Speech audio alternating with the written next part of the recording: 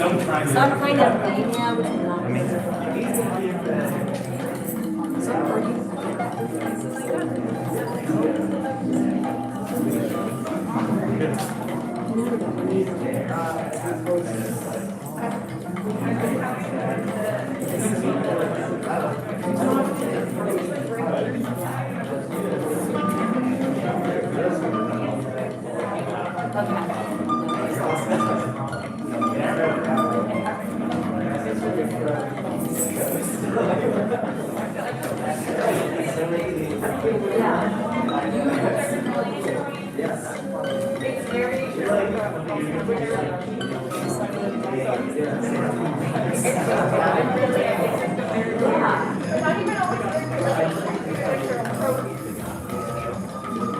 Okay, I was gonna ask you about that. Yeah.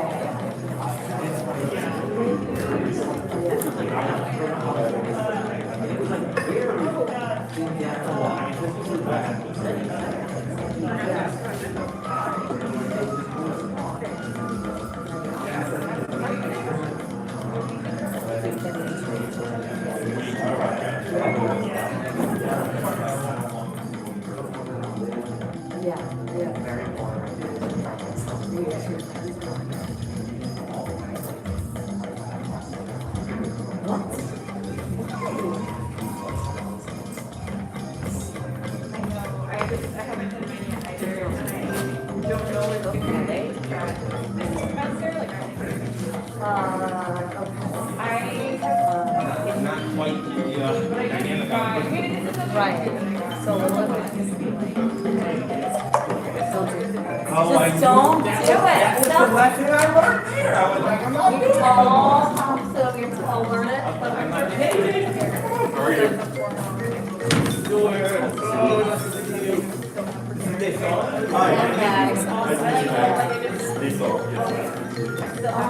you know what I mean? Just don't do it. It's just like now. Oh, thank you so much.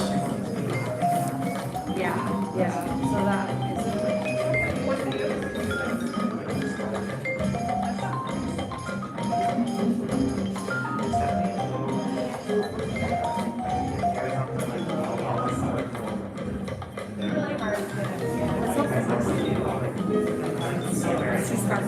Yeah. It's funny to say that because that is super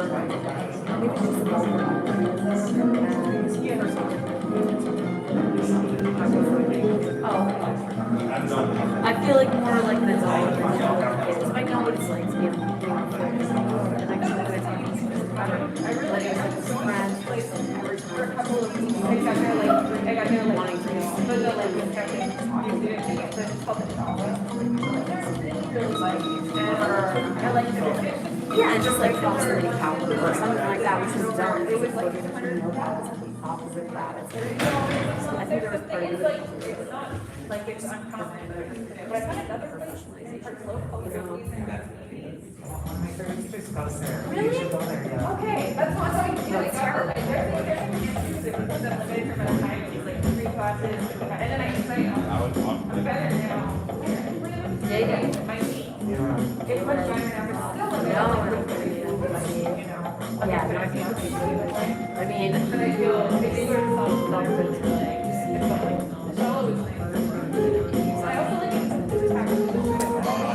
But no, you're right. Like, too many. It's also that which is uncomfortable. You're like,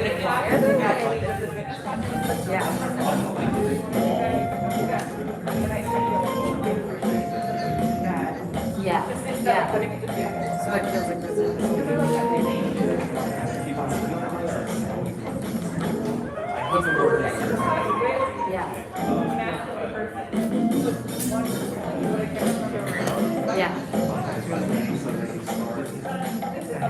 Yeah. There was oh my god, the first thing I did was really well, that was a history of but it was still, you know what I mean?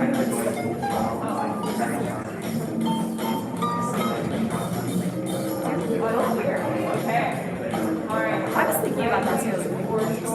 That was already that's a tough one. Like never again, but I really did. There's some really tough ones. I love it. So it's like a big commitment in terms of time. But I love it. I really, really love the people who work or like who live there. They have, I love like the Oh my god. And then it's just like, you would have to do OG or Mediterranean or like Oxford and the night.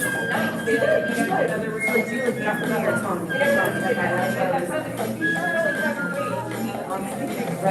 your weight. Yeah. Do you like it? I was thinking like, I was supposed to read with 30 minutes of good meditation, 10 minutes of walking meditation. No.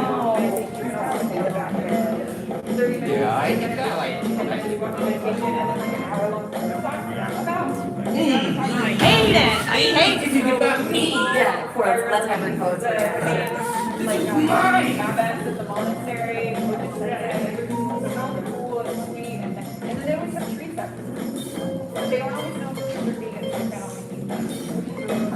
But other than that, yeah, I really, I didn't go to the all of them. Oh my god, so But yeah, anytime. So nice to see you here. This is Megan. Hi. Oh, yeah, you're so cool. It's good, like, it feels cool. It's actually in an old. Thank you for coming. That means you're welcome. An Really. old, yeah. You should start, they're, I got back to you. the like bigger space. Yeah, that's why I'm always like, email me from your personal Not email airports, account. but like, Because like I would prefer to set them out that way. I block that longer time. space, you feel less comfortable. Because They have, BMCC is but once they ever learn it, it's 30 for COVID precautions, anybody else come past showing up? You don't?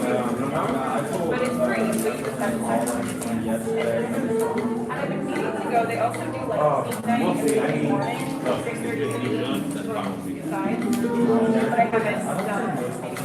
I went to like a, yeah, I really. It feels like people are like thirsty. Where do you see it?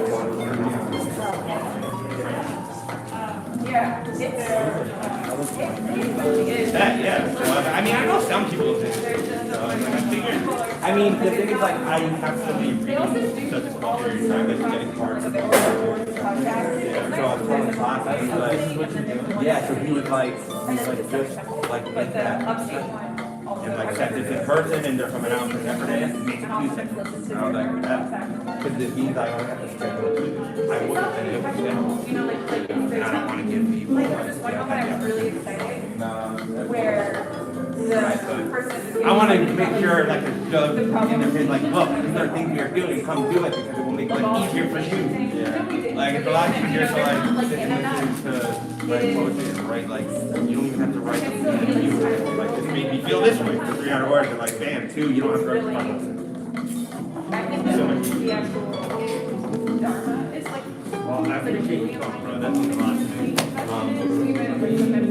Put this away.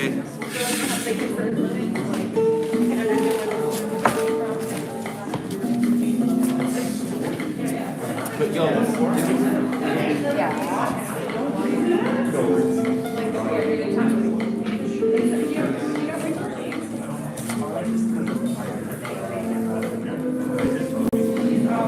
Oh my god.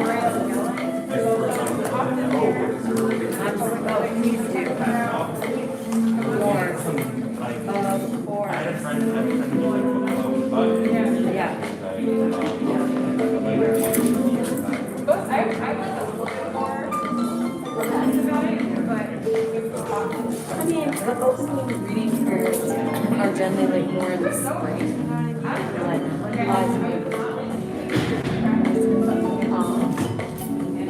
but yeah, so that's what we did.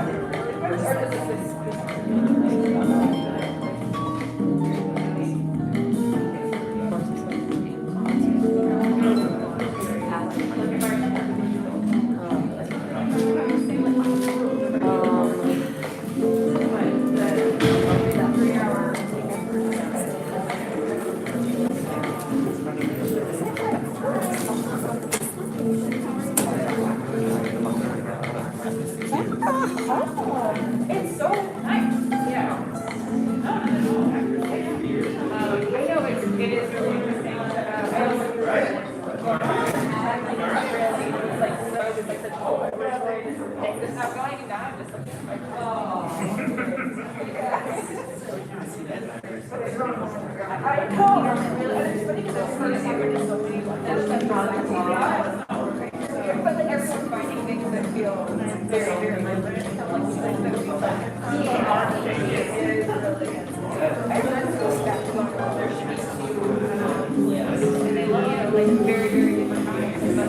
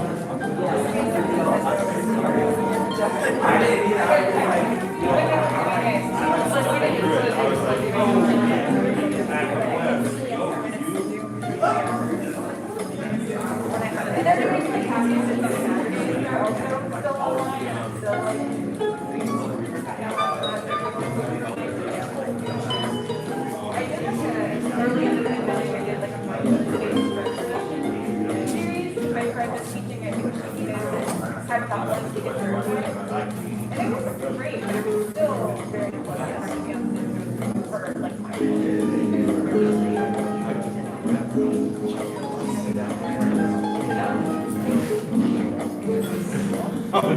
Again? What's your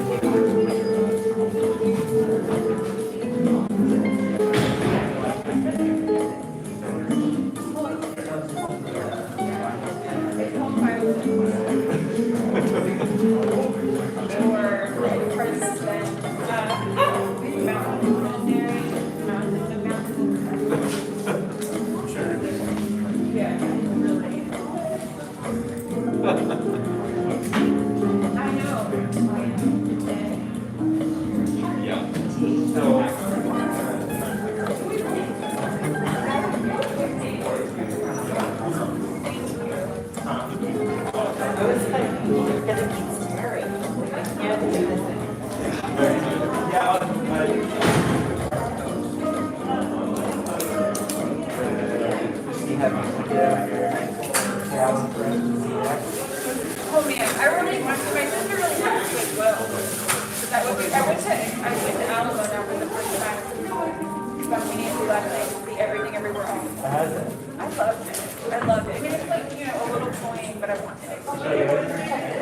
Yeah, it's so good. And everybody is so good in it. I really, it is what I consider it to be. It's very, right. Yeah, we only had to drive my car a couple weeks ago. It's not most of the things. You like drive my car? I like driving my car loud. Very sweet.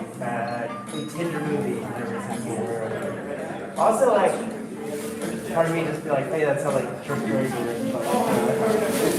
Just the story they tell. I was like, that's like a good story. Like, it's weird that you would just like Ignore my have this good story that and have this other story that No, I feel like I think it's my mom's stories from the book, which I haven't read. I read one of his books. That contained the stories of Recovery Tokyo, but I don't think that's the name of the book. It was okay. I read it in college. I haven't really read any movies. I just like know the tropes, you know, jazz, pasta. I didn't even know. Yeah, Beatles was the only thing that I knew, and like running. Yeah. I didn't like running, but I hand job. There's at least there's one in Oregon Wood on that.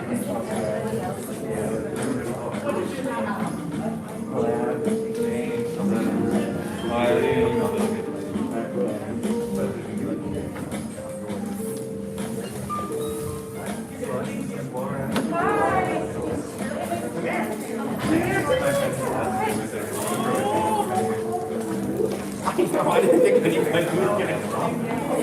I thought people were gonna be like, oh, 20 degrees, fuck that.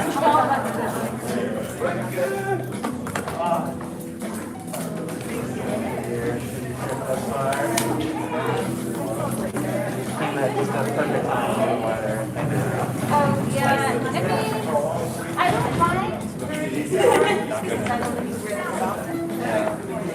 We have summer racing.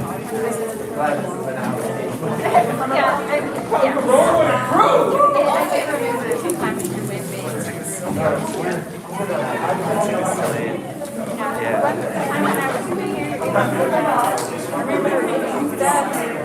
bus didn't come all the way to Red Hook, and they were living in Duff Truck over and nowhere else but the snow.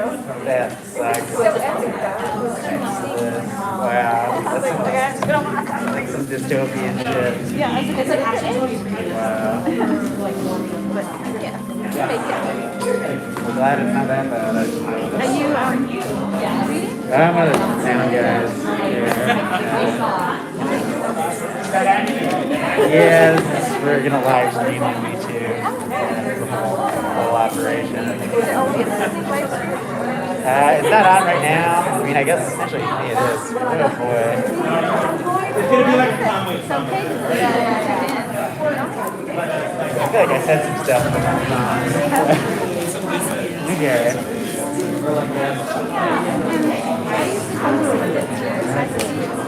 When was the last time you were back here? Yeah.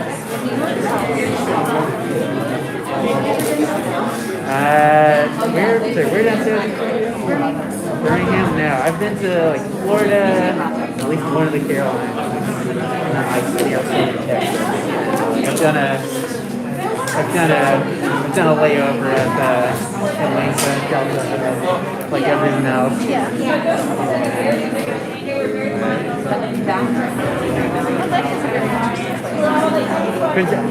Nice airport, you know. It's all.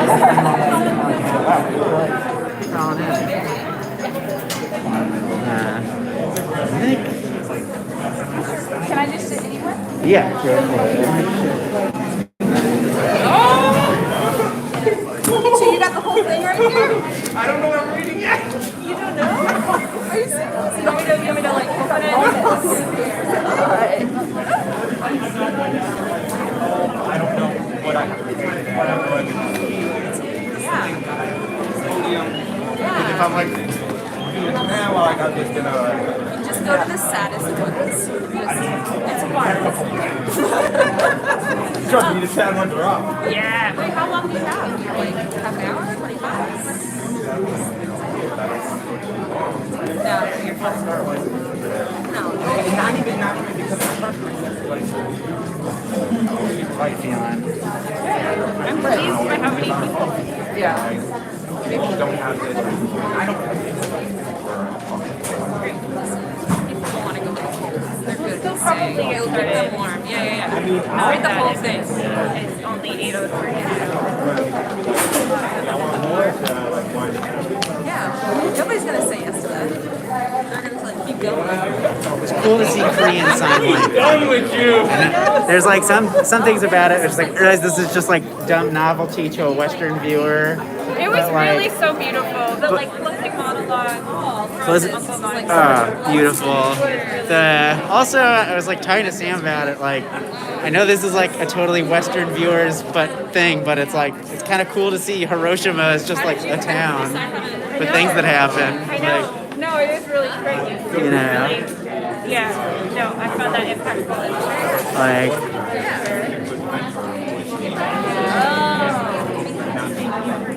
It's literally what That's cool. Are you submitting that on your resume?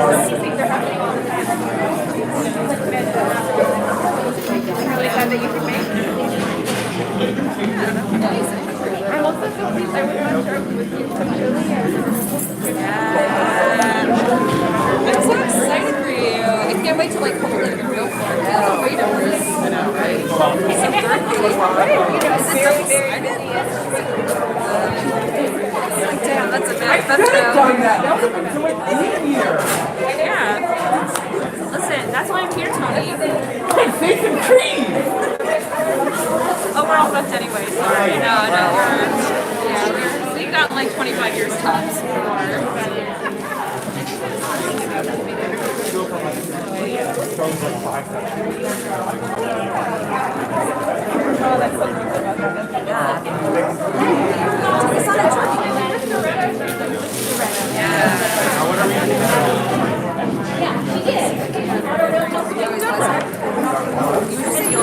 I always read the same thing. Oh, It's very time. Right. Everyone's writing group is really helpful. Like at least the time that you meet on And I feel like there's so much stuff we didn't hear yet. then it was not happen. But I've been teaching at Pratt this semester, which has been Now there's no. but totally worth it. Like very inspiring. Calculus with a big You can dedicate it to us. First year. So like, you know, I think we all do. Like it's hard, but it's Oh my god. Do you know how many Oscar speeches I wrote? Absolutely. Yeah. And y'all have a very prominent place.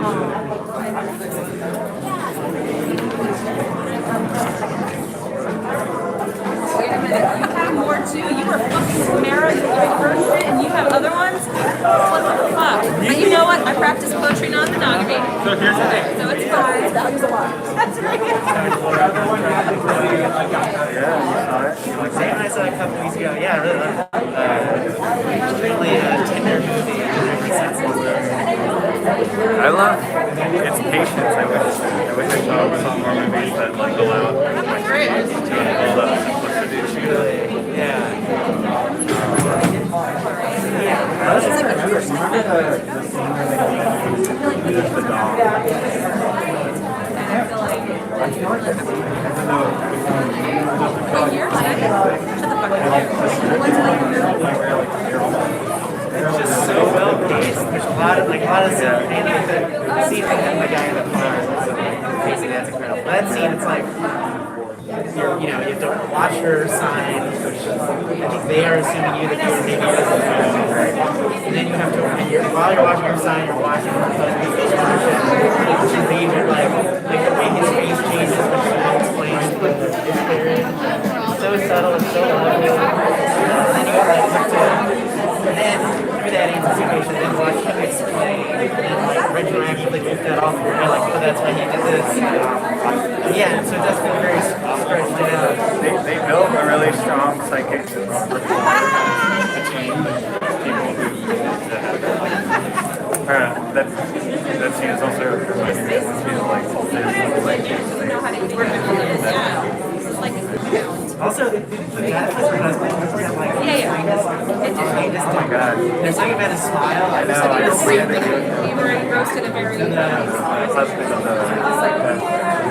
There's something about his face. It's so kind. We tried to get into like a random door with a buzzer, like walked upstairs, it was a whole thing. It's gonna be better.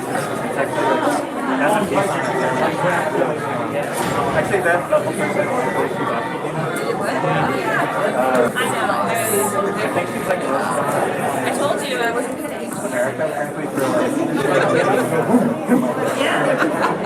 but her own music is like, Oh, I know. Yes. Listen, you know what you should do? Next time it's happening.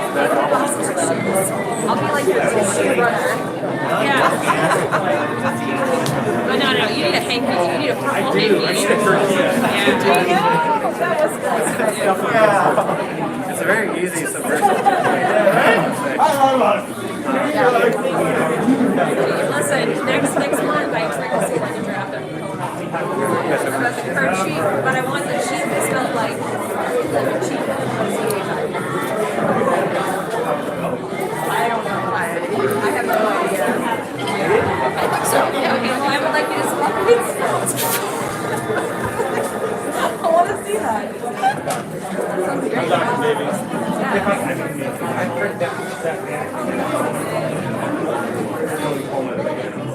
That's all right, man. like some you fucking learn about it, like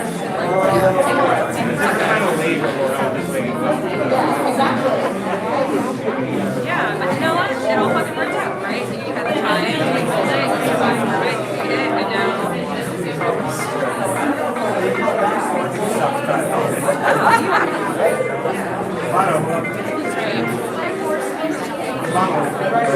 That was a lot of terrible.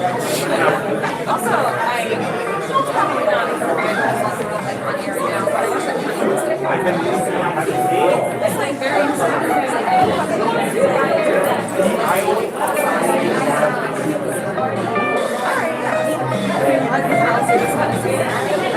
My only brand. Every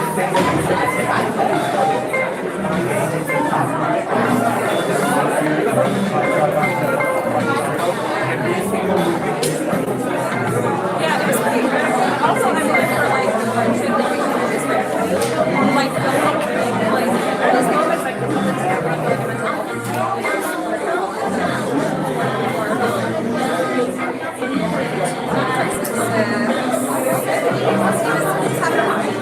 oh man. And like he was like they're making an documentary and they were like kind of run out you know, and I just felt like it was like a very tender,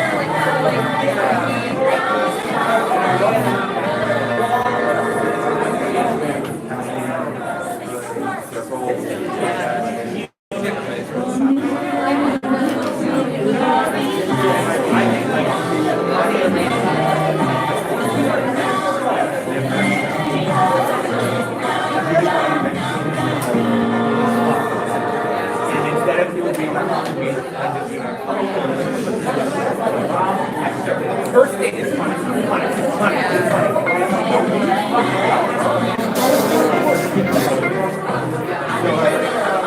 yeah, that's what it was feeling a bit too. It's like it was very like humanizing.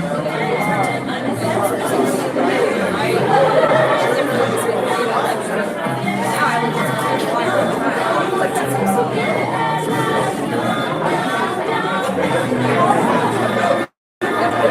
Ooh, I would love that. Single argument.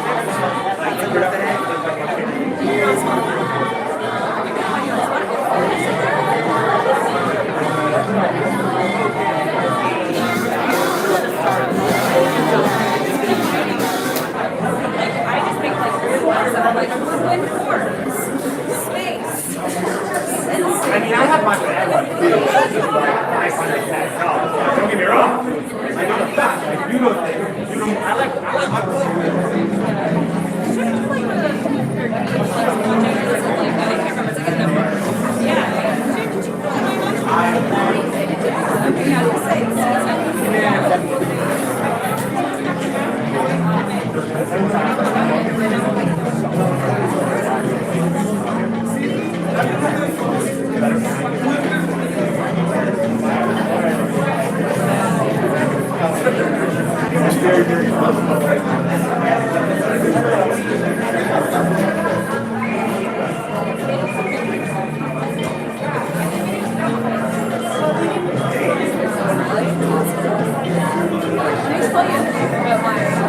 Spotify playlist on board. It's gotta be an album. It's gotta be an album. It's all over now.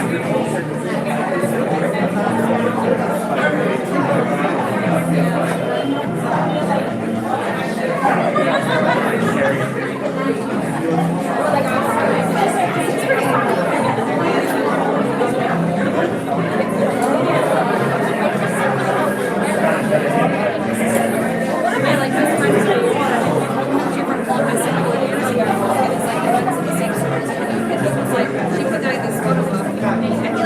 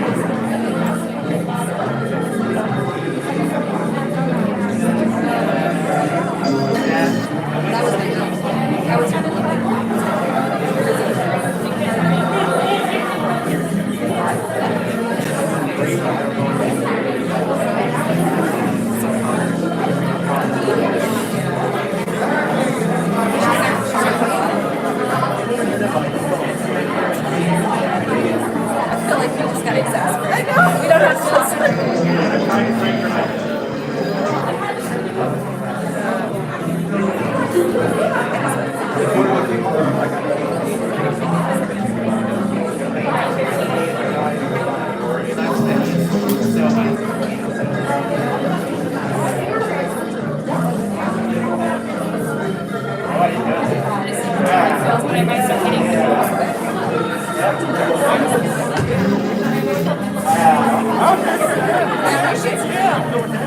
cool. I'm gonna get James. Let's do it. Look at this.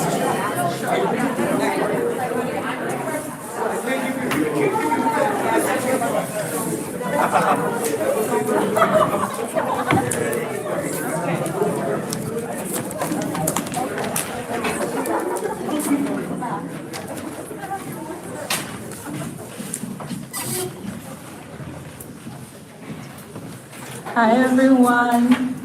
We're gonna get started if you want to find a seat, which you all did very quickly. Thank you so much for joining tonight. Let me get this. My name is Laura Henriksen. I'm the Director of Learning and Community Engagement here at the Poetry Project. And I am so excited to hear tonight from Megan Fernandes and Anthony Thomas Lombardi.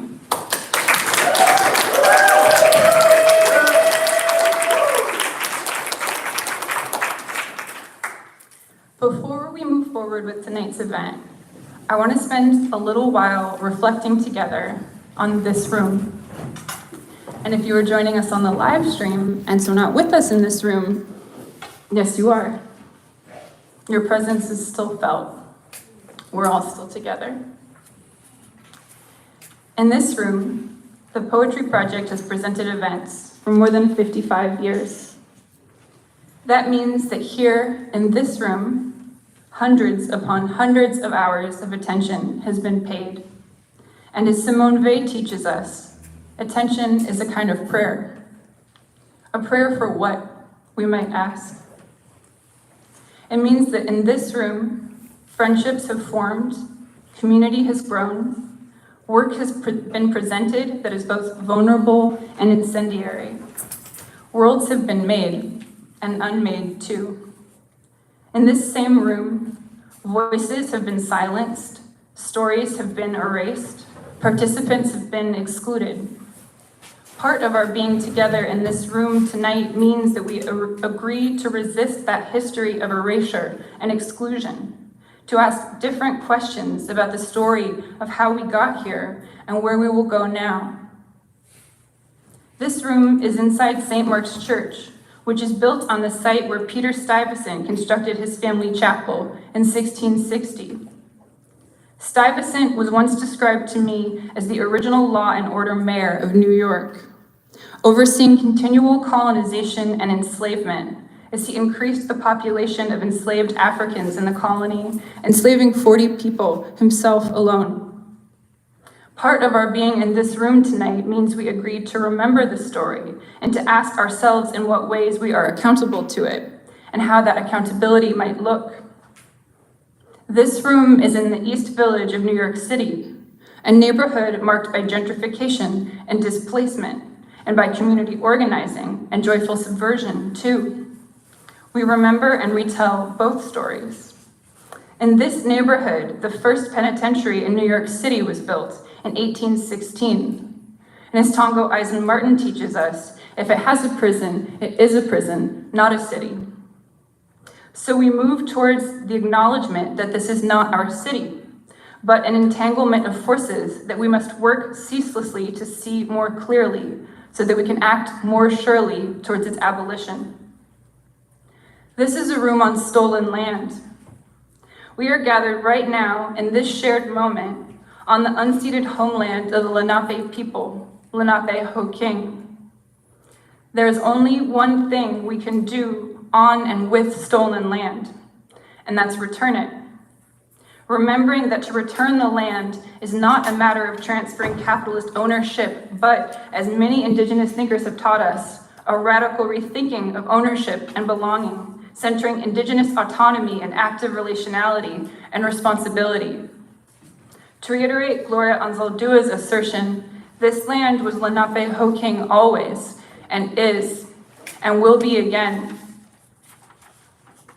So we must hold a lot as we gather in this room that holds us. And I'd like to ask us all now to take a moment to arrive in this space together so that we may gather in a way that is guided by our care and accountability for each other, for our many histories, and for everything yet to come. Let's please take a moment.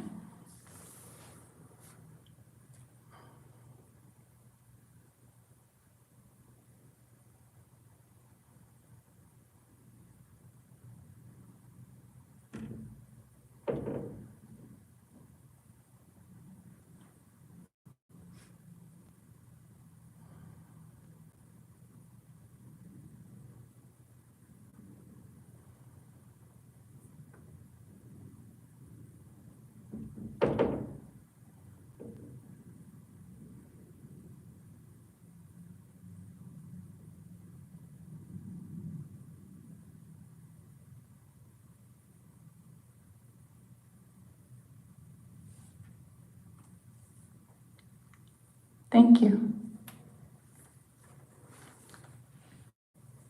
Just a couple reminders of the space and our safety precautions. One is I've taken my mask off to give these remarks, and Megan and Tony will take masks off when they read, but for the rest of the time here, please do keep your masks on whenever you're inside. There are 2 all-gender restrooms located up the stairs, and also one here on the first floor through that door. If you need access to the first floor bathroom, just let me or Will know, and we'll get you over there. We'll be going straight through tonight without a break, hearing first from Megan and then from Anthony. And it is my incredible honor now to introduce Megan Fernandes.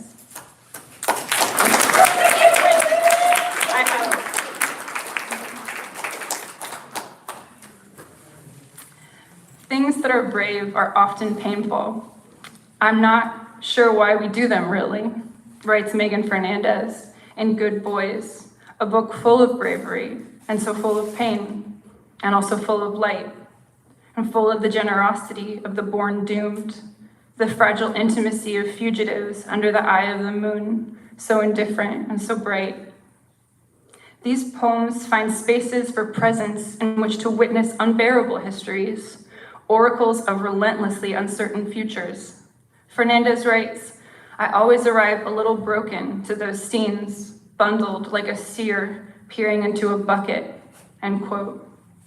In the crush and echo of falling empire, Fernandes travels from city to city, night to day to night again, across the apartments of other people in other towns, tracing distances while dismantling them, reminding us that longing is a kind of prayer for the possibility of connection, which thankfully does exist, even if only in impermanence. Quote, that we live with such tender scales and gatherings is a testament to a kind of wildness, end quote. Fernandes testifies with bravery and pain and light. Please join me in welcoming Megan Fernandes to the Poetry Project.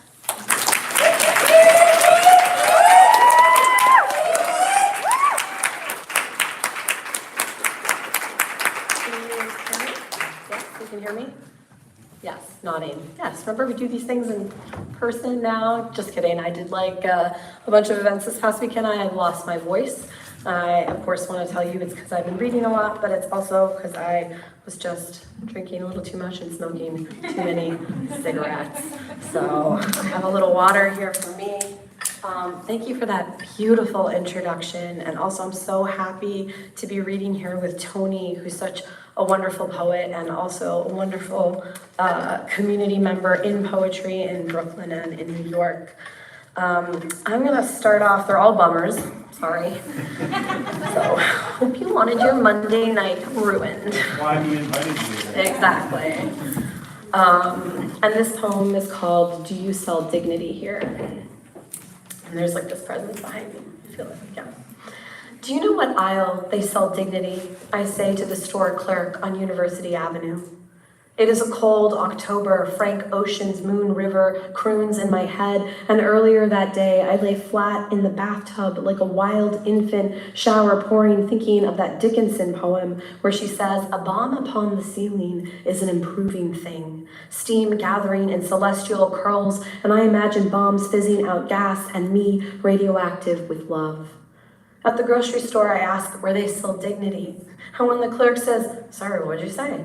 I explained that I'm looking for dignity, having lost so much in the last year, and was wondering if it was neatly placed by the baking powder or perhaps refrigerated with the perishables given its fragile shelf life. And yes, I really did ask this, partly because I was being funny and trying to make a friend, but also I would have taken a hug or any acknowledgement that I am a person who can laugh at myself despite walking with that odd angle of defeat. Children have no dignity, and I really admire that about them. I love their ruthless response to injustices, their desire to feed birds in the park, to grieve the sea, their right to be tired in public. Do you sell dignity here? I asked one last time, and then tell them how it went down, how I had lost mine in Bushwick, of all places, near a building covered in glass, and white girl gentrifiers having their white girl epiphanies, such bad coming of age trash. Jesus, all my parents' sacrifices for this, for what? Is this why I came here from Africa? They would say over my flat body, hopefully in the shape of a shrug. I am undignified. I prey on fluorescent light. I enter through the automatic door of grocery stores with royal glide, feetless into an even white. I greet peaches and body cauliflower, nod to the pink packets of sweeteners and wrapped meat thighs. I am drawn to the milks and oblong fruit, dent a red Campbell can of soup. I want everything as cheap and damaged as this feeling. When they go low, we go high, a president's wife said. I go low some days. I go so low you cannot tell me from the animals we sell, from the hard grain my body has become. No, we're not doing that. We're just silent. Because then, it's awkward. Maybe you won't like a poem as much, and then you're like, here we are clapping like idiots for 20 minutes, I'm not gonna do that to you.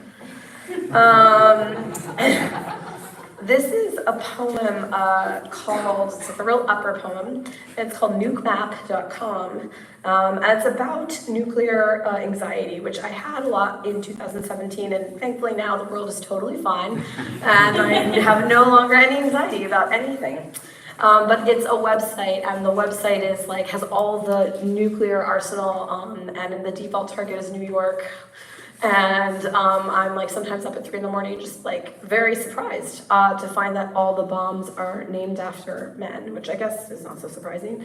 And I was just doing this one night while watching Alec Baldwin host Match Game. And so it's a typical Tuesday night for me.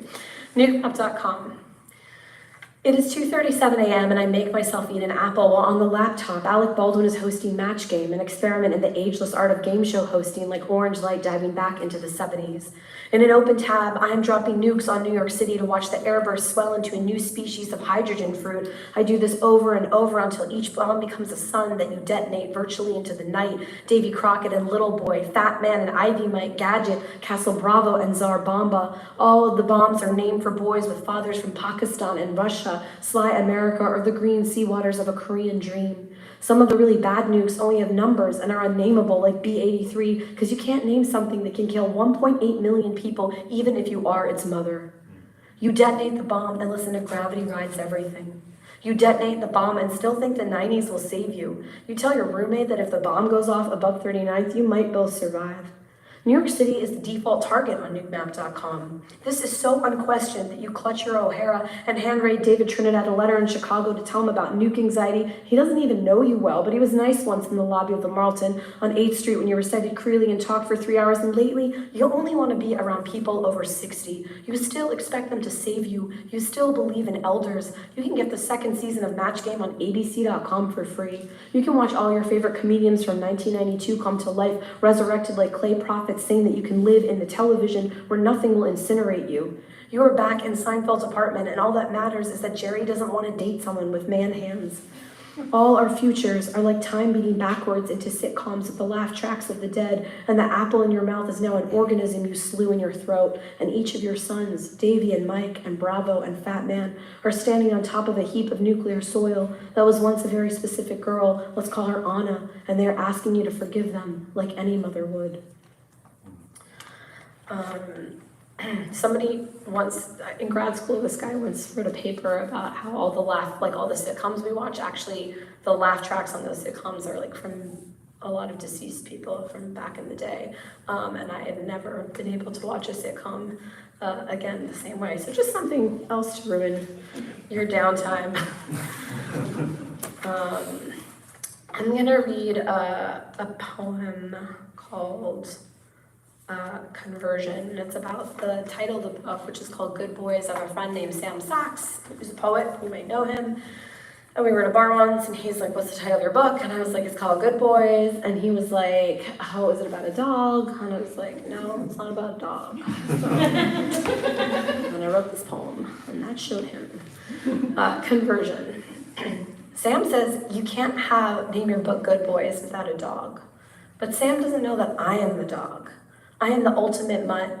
And I'm telling him this story at a bar called College Hill Tavern, which looks like a front for some operation, where all the bar stools appear as if they were staged in under 10 minutes, and the girl with the fake lashes knows I like a double gin. And I'm telling Sam that I was the dog who was converted when I was 17, and my mother found an essay about how I was in love with a girl, and there was a Portishead reference in case you need me to date it, and this was way before the liberation of the young and the white twins on YouTube who come out to dad, and everybody cries and transforms. When I see those kids, all I think is I never had parents who were immigrants and who sent you to a lady and told you had to solve it all in one session because this therapy was expensive. It wasn't traumatic. It was funny. And I remember the couch. There were multiple couches and I had to choose a spot. And I sat on the couch farthest from her. And this wasn't the first nice lady who looked at me like I was a dog.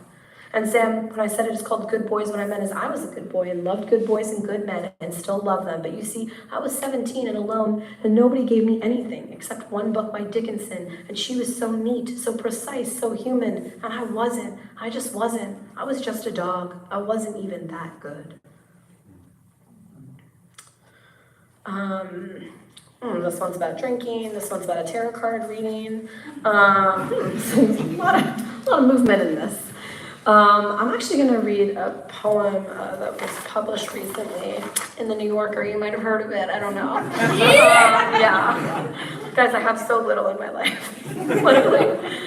I'm just like calling my parents, being like, "Oh, I don't know, it was in the New Yorker?" They're like, "Yeah, whatever. Okay, where's your baby?" Fair.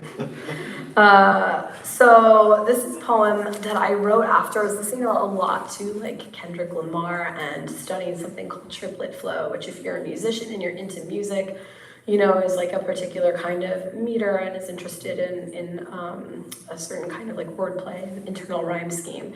And what I love about this song called Swimming Pools is that it's a song, Kendrick Lamar is like rapping, and then there's a part where it's his unconscious talking. And so the unconscious is in one kind of meter, and then the talking back is in triplet flow. And so it's not used in the whole song, it's just used in this one part. And so I started sort of experimenting with that. This poem is a very sonic poem. It's not always sensical, and I'm a very narrative person, so it was very different for me. This is called May to December.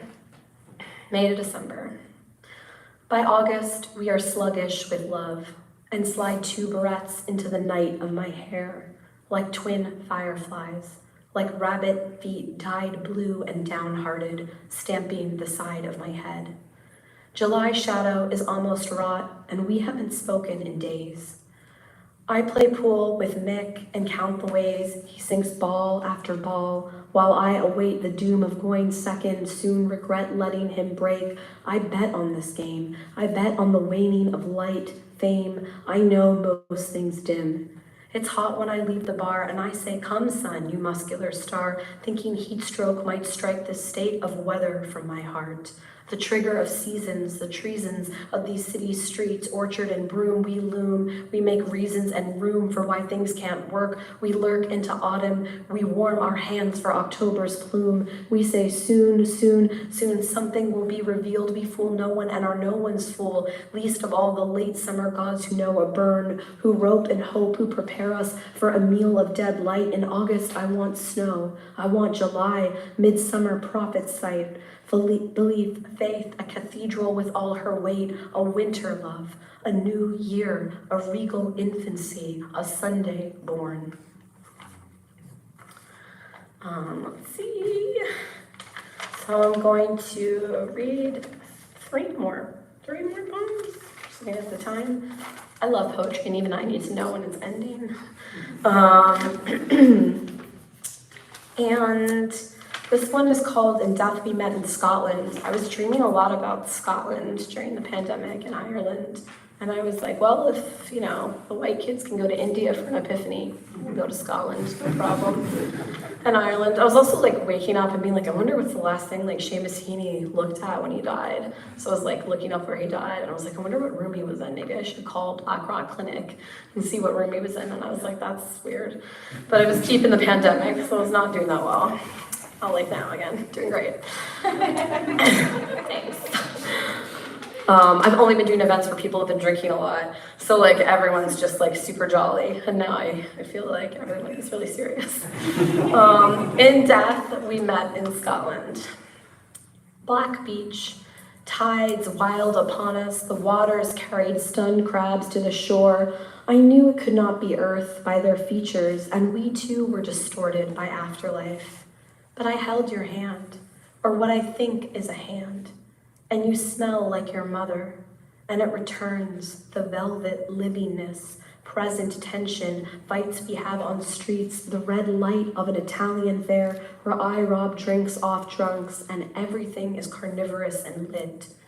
Our meals, dancing when you got low with boys, and I laugh wet with joy at your nerve and swag. You are now synonymous with the city, synonymous with symphony, and so it makes sense to meet here in solemn asphalt. In death, I touch what I think is your hand in the afterlife and recall the story of your mom, newly divorced, tucking you into bed on New Year's Eve in Oregon, your little brother too. You choked, imagining her lonely countdown and how you had slept so well through her despair. So I'm gonna read one totally new poem. I've never read it aloud before. I don't know, but it's based off of it's called Rilke, and it's based off the Orpheus and Eurydice myth. And I love Galway Canal's translation of this myth because he says that when Eurydice, like when Orpheus turns around, Eurydice is just like, whatever, like I knew he was gonna do it basically. Like she pivoted with a virginal indifference. That's what he said. She pivoted with virginal indifference. And I just always thought Orpheus knew he was gonna turn around, but he was just kind of like a sick fuck who wanted to go all the way down and bring her all the way up just to send her back down. So this is called Rilke. Super light poem. I am not as smart as my husband. My friend tells me this over a Diet Coke in Palermo. My mother says it all the time. Mere feet from the Mediterranean, I think of every myth where men drown and women sit in the waiting rooms of the underworld. See, I think Orpheus knew, had always planned to turn back, and Homegirl knew too. That's a kind of smart, to know what you know, to know what your man can and will do, and how it will be later told. I prefer your kind of smart, my friend tells me, by which I think she means dumb joy. I flip Hades' den. I get people into a room. I lose a job to a straight guy at a woman's college and wear gray silk for days, wander, faint and feign distress. There's a cigarette hole in my dress, you know, for character, to impress, to make sure I'm convincing enough to be overlooked. Once when my students got locked in a classroom, I climbed out a window to let them out. What mama energy, one student said, and I gave her a C. Bitch, I'm Circe. I hold down the island. I don't drown my own men in the sea. I wait. I tidy up the underworld down here. There's a tunnel to hell. Elliot's mermaids wave each to each. We bury waterlogged peaches deep. We refuse to die in the underneath. We are good at parties and are even better at knowing dead ends. When the detective breaks through my door and asks which way he went, I take a drag or sip. I pivot indifferent. I curtsy, ankles in check. I know how to turn around. I know who waits in this clockless eternity and who is allowed to drown. And I'm gonna read one more poem, and it's a poem that I tried to leave off my tenure file, but they got it, and it's called Why We Drink. And I was like, nobody needs to see this one. And then like one person was like, this poem in particular really struck me. And I'm like, and it's about a friend in Paris named Malik. And thank you so much for having me and being here with me. Why We Drink. I tell Malik I'm gonna stop. I tell him that I do it because I'm sad and because someone was mean to me at a lecture after 5 men spoke during the Q&A, so I said something finally about energy and petrocultures and did the infrastructure of the moon landing look just like the oil fields of Alberta. And some older Italian man said no, said I was projecting, as if projection were not interpretation, but it was in front of a lot of people. And what was the point of all my degrees and giving up a decade of my life to school if I could be so easily humiliated? And maybe I shouldn't have worn jeans shredded at my thighs or that navy sweater sleeves blooming with moth-holes, but if these are our left institutions, if these are the men on our side, I said, then of course I'm going to drink. Malik tells me can't quit before 35 because you're not going to stay quit. And something about me trusts him because he was at the ear end back when it was the ear end, back in the old New York, and he tells me I'm the new New York, and I don't even know how to tell him that I'm not even that. I say humiliation is like the nausea of childhood, with those delayed epiphanies. I hate the violence of insight. The lesson is always how one is ugly or dishonest, the shortcomings that build a civilization and that did. Malik is not even so much older, 40-something, but there have been many Maliks, and therefore he claims ancientness. He says it's all real, my parents and those men, and yes, even the feeble species. He keeps a notebook and writes down all the great Irish bits spiraling out of Helen's mouth at dinner. He sits cross-legged on a pillow, cradles lemons and snacks on pickle, waxes poetic while he assesses the spice of a green Peruvian sauce I make, which he ranks only a 3 for spice, but insists it's a 10 in taste because he knows I am fragile. He does impressions of nutritionists and people who get jazzed about gym memberships, but I know, though we are laughing, that he is really sad.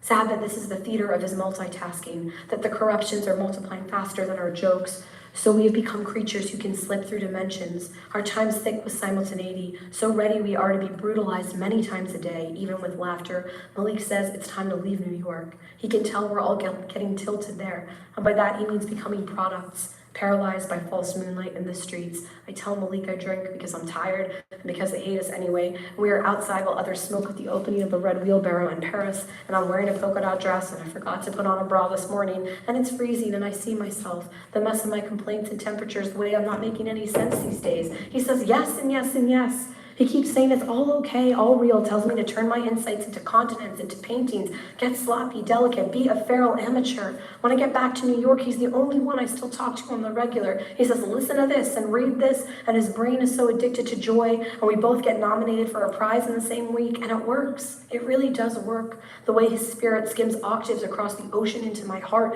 into this poem, the way he said my Jesus year, now that I'm 33, is going to reveal something about me, which it just did, and do you know? This time the revelation didn't hurt so much, which is what Malik might call aging, a process not nearly as dire as they want you to believe.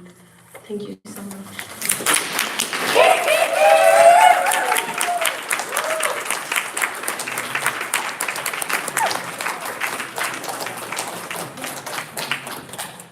Thank you so much, Megan. That was amazing. I love those poems so much, and that new poem was, God, it's so great. I've also thought about nukemap.com every day since I read it, so thank you very much.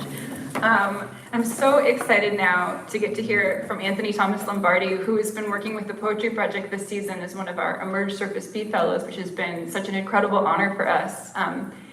Anthony's mentor is Selena Sue, who is with us on the live stream and longs to be with us in person, but couldn't be, but she sent us an introduction that we'll play now. Thank you, James.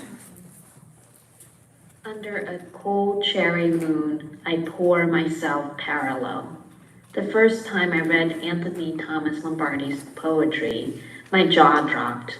I was struck by the poem's gravity, by which I mean a pulling gravitational force that wouldn't let me get away if I wanted to, as well as the weight of the substantive topics they tackle, despite or especially because the themes at hand are not those I am most preoccupied with in my own poetry, and the images sometimes come fast, with a propulsive rhythm, as in his lines, a man at a power plant cuts a wire thick as a king's ring, and thousands of birds disappear. You don't try to leave, you either do or you don't.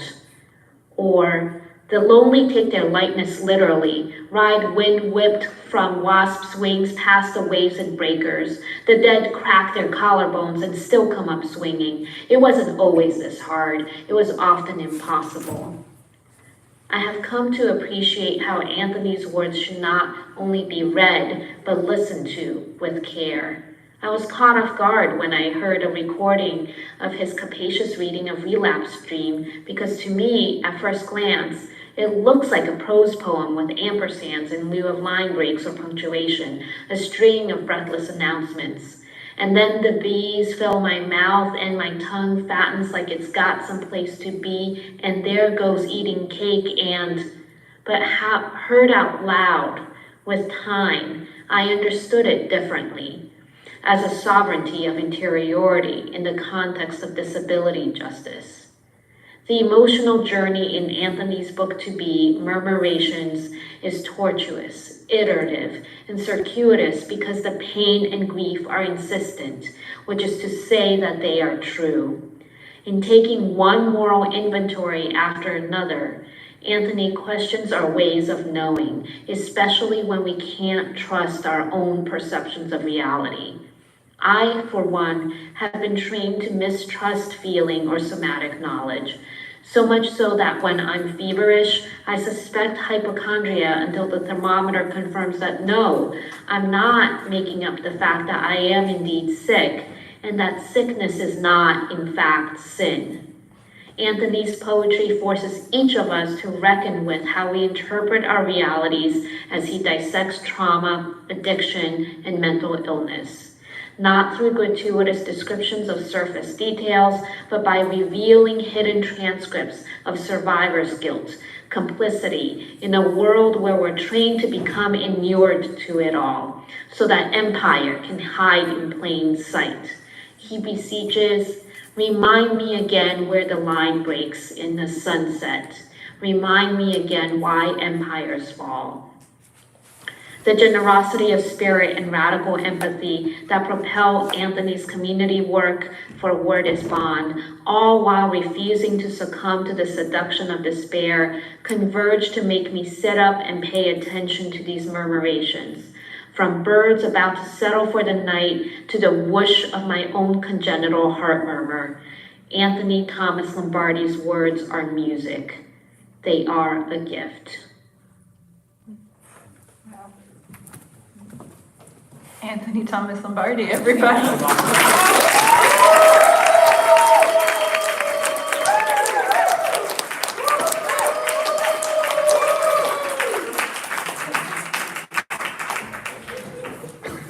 Y'all, adjust your expectations.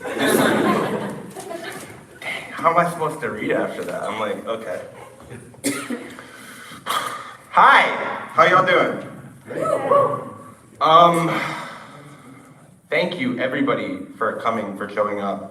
Thank you to the Poetry Project for being just the dopest kind of ground for community that I've come across in my entire journey. Megan for, being like the dopest person, but like also just one of my favorite poets who ever lived. And like most part, like all y'all, everybody here, give yourself a round of applause. Give yourself a round of applause. Y'all could have been anywhere. And you were here. I was gonna set a timer, but then I'm just gonna be looking at it and stressing. So you're just gonna come on this journey with me. This is a book that I just wrote. It's called Murmurations. This is a book that some context is needed. So I just kind of want to quickly get it out of the way. And also like Selena, if it weren't for Selena, this book I wouldn't have finished it. It would be still sitting at home and I'd be crying over it. But I finished it because Selena believed in me and pushed me to finish it. It's a book where the main thread is that I use an alternate reality where Amy Winehouse, the singer, didn't die, but got sober, as a vehicle for examining addiction and the way that we treat it in this country, and interpersonally, because we are all parts of the destructive structures that we live in, whether we like it or not. So the thread in here that I'm gonna be reading for the first time is I spent several years writing found poems. I know not everybody here knows what a found poem is. A found poem is a poem where all of the text all of the language in the poem comes from outside texts. So I didn't write them. I took the words from elsewhere. And I wrote 12 of these using nothing but Amy Winehouse's lyrics to write AA step work journals. And that's the spine of the book. Because I don't know, like a lot of people don't know what you do in AA with steps. They're like, you know, I'm powerless over alcohol. Okay, next one. It's like, nah, bro, you gotta sit down and do that shit. Like, you sit down with your sponsor and you do that shit. And so the way my sponsor, who has passed away and his spirit is in this book, he had me write journal entries. And so I wrote journal entries using her words to kind of thread the book together, because I think it's important to look, this book looks at addiction and recovery is non-linear. It's messy. Recovery's fucking messy. It's messier than drinking. And I wanted each step to reflect that and not the personal, or not the edicts of the steps of AA. So now that's the fuck out of the way. I'm gonna like go through, but I haven't read these the step work ones. I'm not gonna read all of them because there's 12 of them. But I'm gonna kind of like flip around, and it's kind of the same as Megan, like hold your applause. I love y'all. I know y'all got love here, but like it just makes me feel something, you know, we're like, oh God, you're lying. I don't know.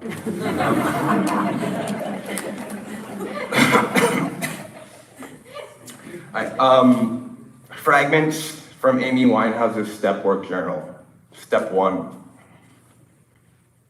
Under a cold, cherry moon, I pour myself parallel.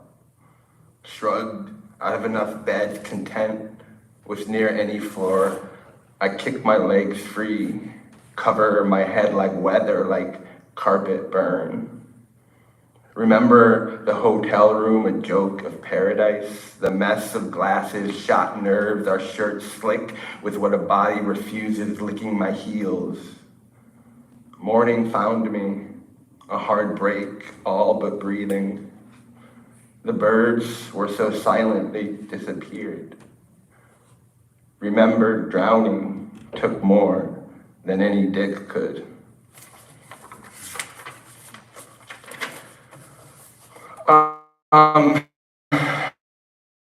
This poem, I thought I was writing about not being able to forgive other people. And then I was on my way to an appointment with my analyst, who's here. Come on, I mean, that's so on brand for me. And on the way, I was like, holy shit, this isn't about me not being able to forgive other people. It's about me not being able to forgive myself. It's called, I think I'm finally ready to admit that I don't know the first thing about forgiveness. Once I wandered in penance, an oasis isolate as an ocean cleared by storm. The only soul still around, a small band of ghosts who stretched their legs on a sunless veranda, rattling a tune with jars full of teeth. I plucked petals off pale tulips, heard the same song in She Loves Me Not, and can this kill me? For years, I'd steal every vessel from its siren, pick the matchwood out of my throat with fingernails thick as nickels. I made no distinction between powder that soothes a baby's gum and powder that puts down tameless broncos.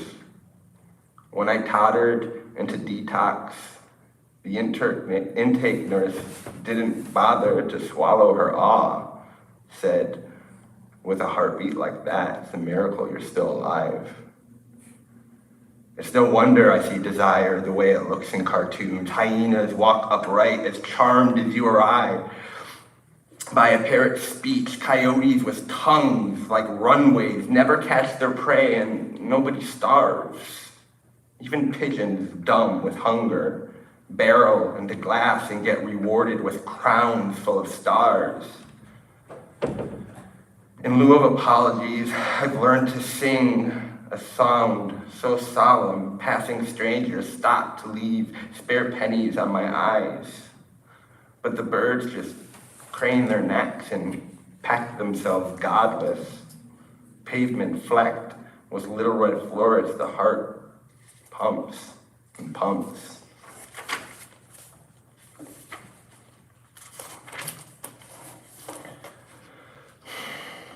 Visiting a haunted house, Amy Winehouse recalls the sky, a bruise. For centuries, nostalgia was considered a disease, from the Greek nostos, a longing to return. You follow the moon here, ghostly in the morning, but even that is a reflection of a reflection. You kick some rubble and watch it soar, recall the slow tumble, how your skin swelled and turned like summer fruit. You vowed you'd only bend your knees for God, but once you loved a mortal man, and down you went. When the sky took him, the birds were kind, spat back the bones stripped bare and holy, but God spared no mercy. Even now there's salt stuck to your shoulder, and you can't so much as wet your lips without the beat of locust wings. Heaven is full of hungry streets. Even the stars are famished. This you catch in the mirror's kiss, where objects are closer than they appear, the sorrow and sainthood so choking, you throw open the window that holds back a sky almost criminal. Craving a sign or a song, a relic, you place your ear to the walls and floor, but silence flows like quicksand. The sun starts to rise, slipping out from behind the squat, all bedecked with mourning doves. You can't take your eyes off of them, already feeling their flight. But grief is for the living, and another miracle isn't in you. You open your mouth to sing them home, but only dust comes out. You are already dead.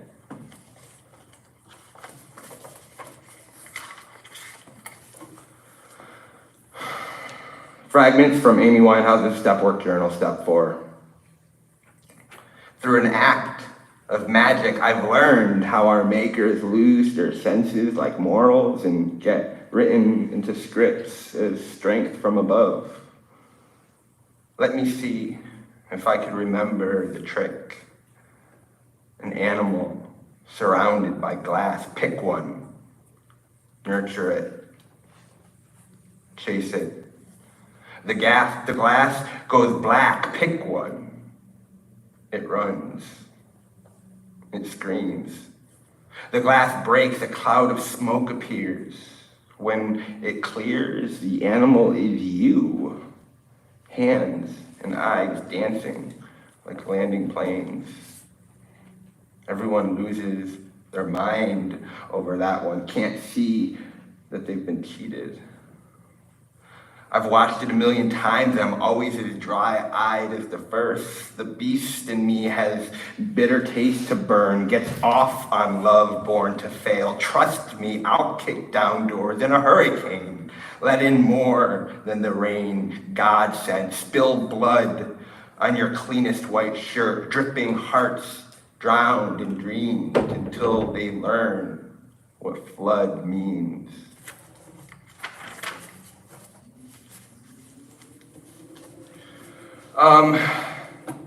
This is called Relapse Dream.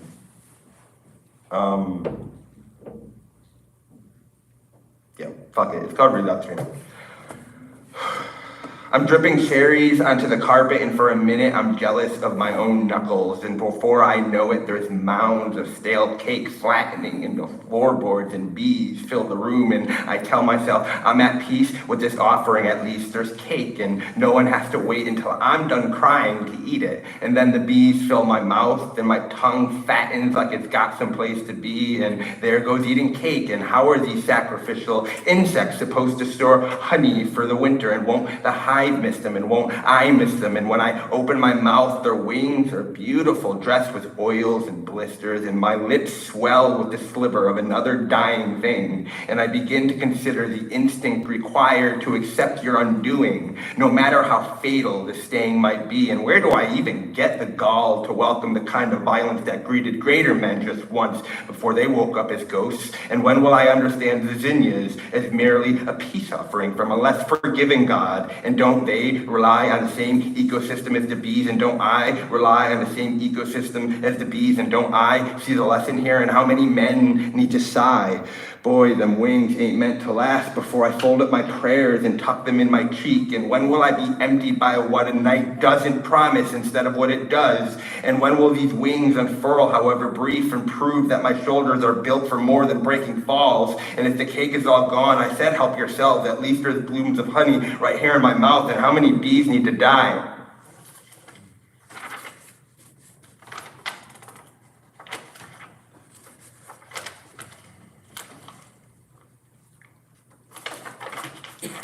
Fragments from Amy Winehouse's Stepwork Journal, Step 6.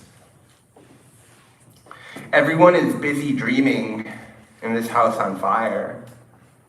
30 stories high and no telling how many friends inside gambling to become lovers.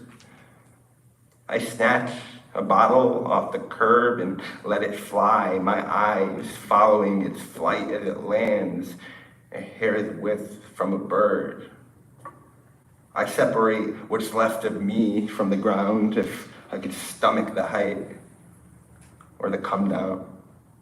Truthfully, these tears probably started weeks ago, but I puff on a Marlboro, tell myself it must be the smoke, watch the house light up the night. I'd give anything, or just everything, for a new ache. My heart sticks to my guts like chipped glass, which is, I guess, a way of saying it's broken. But what a tired thing to call holding the past like a lover. What a bitter reminder that the same slick matter in my chest that pumps blood and keeps me breathing makes me kiss the river until all you can see are my legs, lonely and strong, not even fighting.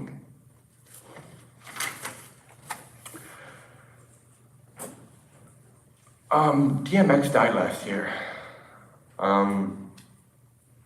He's another victim of a world that doesn't give a fucking shit if you're a drug addict, and thinks you should be punished, or should die. And I've seen a lot of friends die. And I don't mean like over there, I mean in front of my face. Because of their addictions and because we live in a society that criminalizes it. And so I started, I grew up listening to DMX's music, I think a lot of us did. And it's always hard to hear that an addict relapsed and overdose. It's always hard. But particularly DMX served as an entrance point for me for so many different things. And when X died, and this poem will come later, but I was finally able to write a poem about my best friend who died, and but I couldn't stop the DMX poem, so I wrote a bunch of them, and here's one of them. It's called DMX Teaches Me How to Pray. There are creatures in the wild who, through fast or famine, refuse to lick even their own wounds. Once I followed a pack of dogs until one peeled off to bless miles of snow with blood before crawling into the private mouth of a cave. I waited a week until it reemerged, fur fully translucent like spider silk dawes in a slat of dawn. Its teeth were so clean, I gripped its jaw steady and stood before the reflection to watch my pulse smoke backwards. You can't blame me for tearing down even the dark stars on the long walk home. It's cold living with ghosts.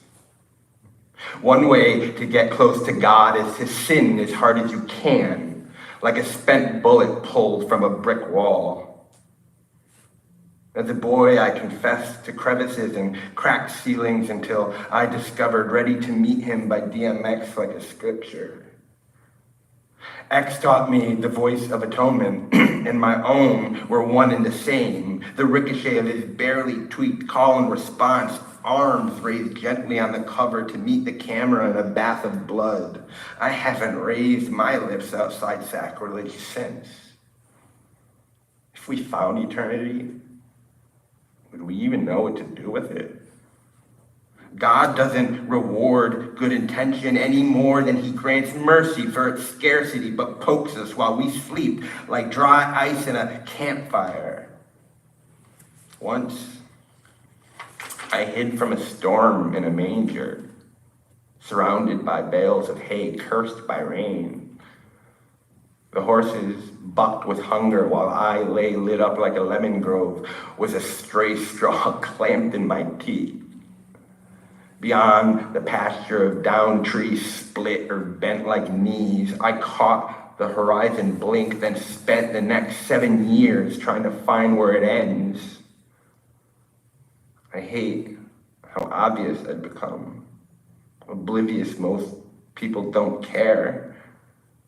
I learned a shadow's length becomes grace we can summon with the flick of a wrist, the crack in a doorway, lonely in the dark, a Roman candle crying in the mouth of a crypt.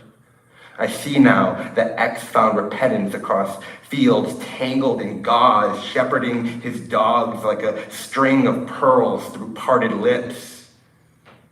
Between the bark and balm of bluster, he sang a hymn so tender we forgot what we were mourning. Aching toward the moon so low it polished the snow.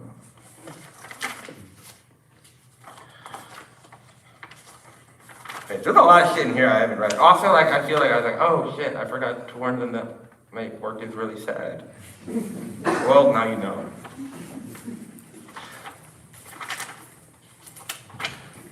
So I think I'm getting towards second or half or where I should wrap shit up. So I think what I'm gonna do is I'm gonna read shit I never read. A lot of this shit I read all the time. So I'm gonna read towards the end. Cool. All right. Fragments from Amy Winehouse's Step Work Journal, Step 9. You are the blue jay restless as a lullaby the night before Christmas, blazing above miles and miles of green. I'm sorry, I grew brown with no time to lose, useless and inevitable like a shot you see coming, a plague that could turn the holiest river red. How do I even begin to unlearn touch as song, my body a battle lost? I'm sorry, all my spite found homes in verse. The letters best unsent or better burned. I'm all churning guts and pride like an unkept kitchen. I save my regrets for rooms relieved of light, the union between an unmade bed and my lover, breath faded, freshly bludgeoned. I'm sorry, I'm stubborn as a losing gambler. I've never loved anyone that didn't come to me clean as stars and leave a crime.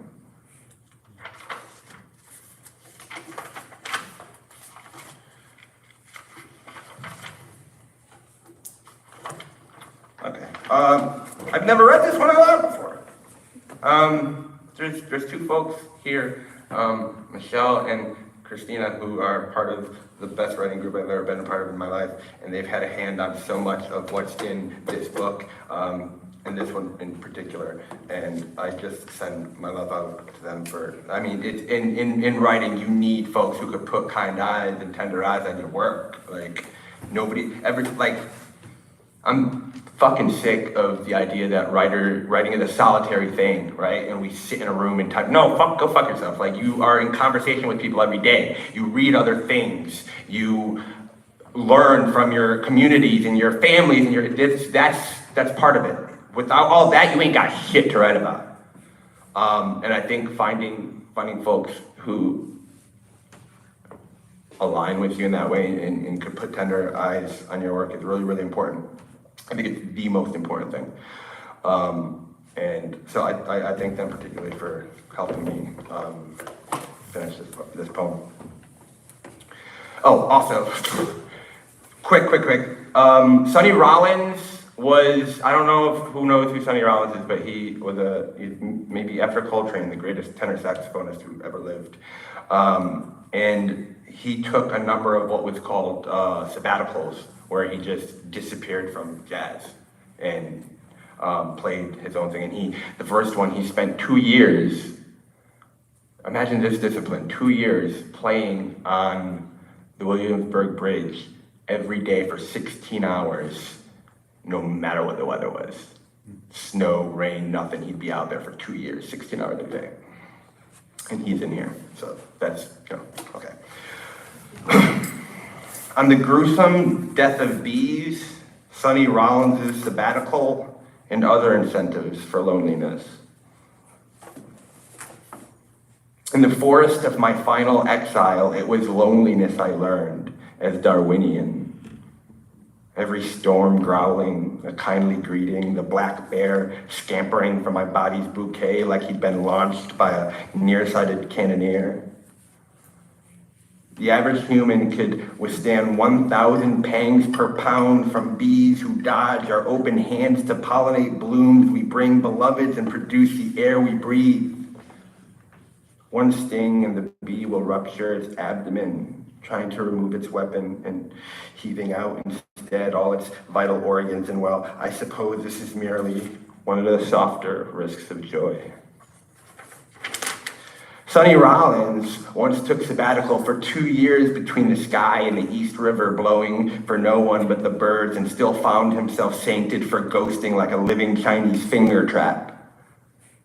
Now thousands of people dwell in the building that bears his name, and stroll the bridge he made famous, blissful as a fist of false pearls. So why can't I hum through fields with lavender in my hair without trampling at least a few snakes, without shaking the rattles in my fist like hospital bills? Do you hear that? A zebra finch is dreaming his songs to life. Even in his sleep, he aches for the warmth of another wing, parsing pitch and timbre, prudently trimming what won't dazzle a mate. In the morning, melodies charm even the most unmusical passerby, but sunrise scares the daylights out of me. So I skulk the bridge until the sky remembers there are no mountains in Manhattan, makes the moon marquee and bleat an awful tone, a lone blue note, a breath I didn't know I was holding.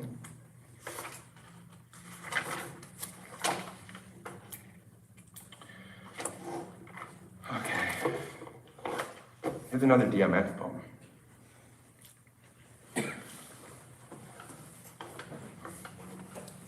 You left your water. You're so on those guys. I got you, baby. Communication. I got you. On Survivor's Guilt, ending with Rough Riders Anthem by DMX, after Ann Sexton. I stole lines from Ann Sexton, here, my creditor. I thought I saw your face, your unmistakable gait on the 6 train. I'm wrong. Blessings refused, maybe, or imagined. It is May. I am tired of being naive. In springs past, I have made mint juleps for prim mouths grown wild beneath wide brims, while men cinched into uniform, whipped horses, drank at the waters of Lethe, and I too am not blameless of brute force in the service of darkening soil. I have forgotten that old friends are dead. My beloved wears a blue threadbare shirt of her old school hockey team, games she'd attend purely to see two bodies exchange a violence that looked like love, the way waves crest when giving is no longer an option. At what point does the body cease its sovereignty and become a thing to be plucked and played? If you're lucky, it will bring you to your knees. I walk past a movie theater. Everyone outside seems so displeased, cast in the lobby's static glow. Is it not enough to sit somewhere dark and see a beautiful face huge? In Prospect Park, DMX's face spills off a man's t-shirt, the kind we wear with tin round the way. Old photos kissed by clouds, lurid as a bullhorn to squeeze another drop of life loudly out of the lost. X barks, then escapes the mourner's hands like he's cheating some untoward coda. Fingers on a speaker's knob, coaxing the crocuses to stand and salute. The cherry blossoms today, blooming finally, and one falls with a hustler's grace, spins, then perches on my shoulder, remains a moment without a breeze, another petal perhaps racing to dismantle the distance, eddies behind, pining staccato as X commands, stop. Drop. Lands, covering the scar on my open palm, the other blessing me one more bow before coming to rest amongst the soil. Okay, I'm gonna do another like journal entry thing, and then like a few that are in there, and then I'm gonna end it with something earlier in the book. So one of these is something, it's weird, and I'll explain when I'll explain it when I get there. Step 12. Fragments from Amy Winehouse's Step Work Journal, Step 12. In the final dream, a skull kisses a knife. I marry the nightingale, wearing a dress so blue I become the sky. Sweet reunion. Our reflections meet, then turn to smoke in separate beds. When I wake, my body is bathed in the deepest blue, the moon newly risen, tipping out its warmth to give to the night. I open shades to soak in its stars, hanging like keys, the birds pouring in soft with song. I close my eyes and part my lips, not knowing what to sing, but knowing it has been sung.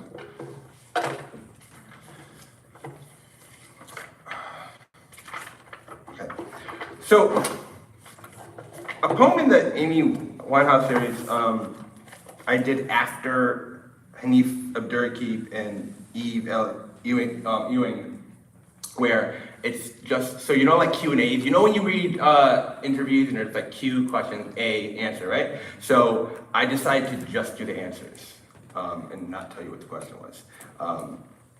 All credit to those two phenomenal poets. So like, as you can see, it's hard to read because it's just all A. So before everything I say, just imagine it now. There you go. One side of Amy Winehouse's first post-rehab interview after Eve L. Ewing and Hanif Abdurraqib. If you call lonely lucky, let's say demons could speak. They won't. No, I still hear voices, but my higher power is between me and my higher power. Whatever brings me close without burning, that's considered a high, yeah? A chorus of angels, what rubbish. To watch over who? They wouldn't want to watch. Ain't they aware the devil is an angel? Look, I never said that's what I sang for. I'll stretch any note till it breaks. A song is a wordless thing that needs saying. Praying is for the bedroom. Not that kind of prayer. It's like water in a bowl your mouth can't reach. To say I merely survived wouldn't do the moment justice. Listen, I left a whole lot more than money on the table for a whole lot less. By learning to be thankful for smaller miracles. Not that small. I have 2 left.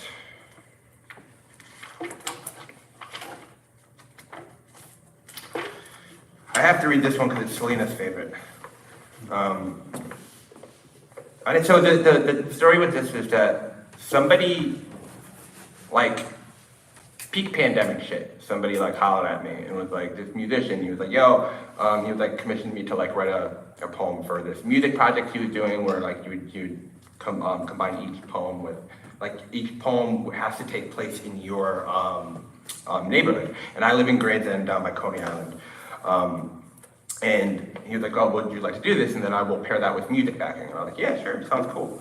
And then like a year later, he's like, so hey, do you have that poem? And I totally forgot about it. And I was like, yeah, absolutely. I got it like hidden, I wrote it away. And then like I wrote it that fucking weekend, like last minute.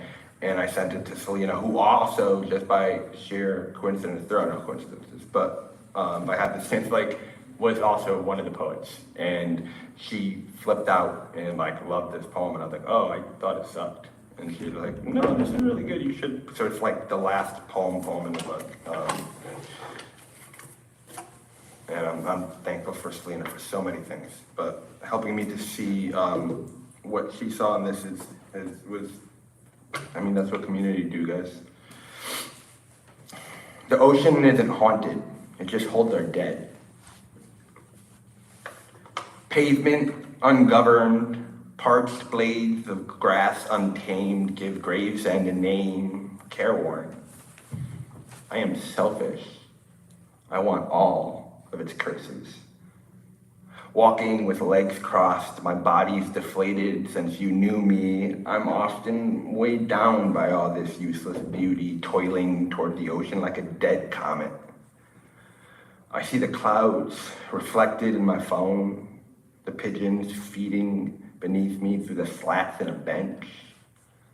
A man at a power plant cuts a wire thick as a king's ring and thousands of birds disappear. You don't try to leave, you either do or you don't. Don't you tell me patience. I have counted from 1 to 90 between walls and their crooked picture frames, ignoring yesterday and today with neatly sewn tulips, my knuckles hard and white as teeth. I have walked water parted so long, I've become the shore. You were right about the end. Landfall makes no difference. I used to not, but now know it well. The lonely take their lightness literally.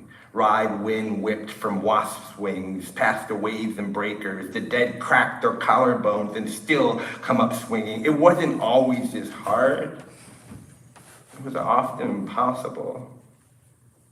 A bell rings, its tongue useless without human touch. Funny, I don't remember there being any churches around here. If you see me friendly as frost, fists thrown at the devil on the split wood in Coney Island, I know I look like a boxer clinching to catch breath, but I'm holding us in place like the moon, losing its last chance to go rogue. I'm cautious, but nothing is harmless. Every day the sun is late to kiss the shore. I try to drown the bully swan, forgetting he knows how to swim. You are here, somewhere in the wind, blowing sand on the road that won't stay behind me. I need you to know I'm still terrified. A lost pilgrim who won't get off his knees. Okay, this is gonna be my last poem. I wrote a poem called Self-Portrait of Rememoration a couple years ago. And I wrote a follow-up to it 2 years later. Not like the name of the book is Rememorations, and it was originally named after that poem, but it was crying out for like a sister, and they sort of bookend a little bit the book. Yeah, and this is My last poem, for a murmuration, self-portrait has murmuration. Y'all have been amazing. I love you a lot. Like, for real, for real. Like, every single person here, like, love. Like, y'all are amazing. Self-portrait is murmuration. My first memory is my four limbs, the expanse of a school bus door, my throat charred cardinal red, gargling almost carnal, no one heard as loudly as my mother. She cried. I cried first. Through every project courtyard, a mother's mouth swarms the streets. Shut up or come home. This does not make clear whether the windows are open or closed. I am too young to know any space small enough to contain me. My mouth holds rain like streets full of holes. There is a word for the exact amount of rain a hand can hold. After a storm, birds will sing. Having kept spirit and body bound, they regale the night with their ablutions. There is no science behind the song, but there is a sound reason. Swollen soil will cast its pheromones into the air. There is a word for this, a scent so loud my palms bruise my ears. There is a psalm that lingers. Let there be none to extend mercy unto him. In the grave it will be quiet. My first memory is my skin skipping seasons. It's dark and hell is cold. My first words are, where are the birds? Even the pigeons are sparse. Like starved limbs silhouette the wall, pale imitation of pale fists. A fissure revises the sky, but no one smells smoke. Only ashes fall, little fine feathers. Heaved from hell, I shiver like a cursed star. I am quiet enough to feel my teeth curve, chatter. My mother's hands are as big as God's green thumb. The hyacinths are brimming with honeybees. I pluck them harmless as a mute banshee. I fit right between my mother's index finger and thumb, red and dumb as a baby's knee. My first memory is arriving. Home still looks like home. Walls with wolf prints, paws softened from spit, leaving spore patterns, a failed flight across hardwood floors. I remember carpet burn. Maybe I'm wrong about the stars. Maybe they're blessed. Maybe God has been using the floor as an ashtray. By floor, I mean sky. By the sky, my back is straight as a cutting board. I slip my eyes and see 100,000 needles overhead, soldiers collected from the basement, blood blackened at their tips, treaded and truer than the gospel. My first memory is a murmuration. A ballet of instinct somewhere between Georgia and Florida, traveling with my mother's boyfriend who drives a rig up the coast. She tells me now, grown into whatever body would have me, that he hated me, made cruelty a faux pas, like being caught at a party with a pocket full of hors d'oeuvres. I admit it. I know nothing of cruelty. It isn't cruel to me. When summer inspires Mercury to cry mercy, I see a woman break her stride to greet a breeze with gentle arms and a hallelujah. The word hangs like a baited lure. The taste of metal swims in my mouth for a week. I remember his Portuguese accent, how it snagged and sneered, daring me to change ablution to ablation, a snip, a crescent so small you can't feel a thing. Then the back cab of his truck, cutting out my tongue with a butter knife when I'd made of my right hand a bayonet. The starlings billow at dusk or dawn, the horizon thin as a wound. A daydream in the bathroom mirror, a slip with a single fingertip. I can paint an ocean, its lunar tides and crisp arcs, salt lifted by gale. My first memory is heartbreak after rain, watching worms rise from dirt, disoriented by light and so drawn to it. Insects sunbathe, drying themselves brittle. The birds sing here too, a summons that dinner is served. The last time I told the truth, my mother asked me where it hurts. I smear the bleeding ink. Here, here, here. I don't say loud enough. I point to the starling swarm. The moon swallowed, and she's looking at the crescent on my fingernail. My first memory is sainthood, granted on the gallows. I haven't remembered anything since. Thank you.